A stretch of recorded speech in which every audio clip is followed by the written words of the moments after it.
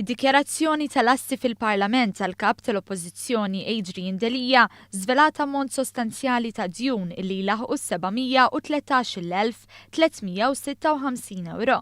Mill-informazzjoni maħruġa rriżulta li Delia għandu b'kollox 6 loans ma' banek lokali, wieħed mal-Bank of Valletta, 2 mal-Banif illi huma home loans, self ieħor mal-Banif, home loan ieħor mal-HSBC u self ieħor mal-HSBC.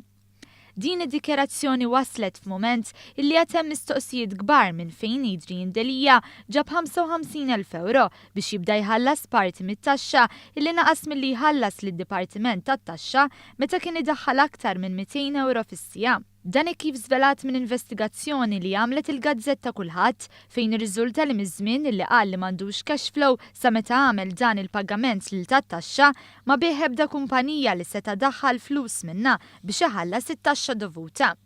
Fl-istess dikjarazzjoni tal-assi rriżulta li marti Adrian Delia nikivella defirmo għandha 26,091 euro fit-tfaddil fil-Bank of Valletta. Adrian Delia ddikjara fil-Parlament li l-proprjetà li għandu li tinkludi r-residenza tiegħu u dik li tmiss magħha fis-siġġiewi inxtraw minn Marzu. U għandu wkoll għalqa fir-Rabat għall-użu tal-familja li wkoll kienet mixtrija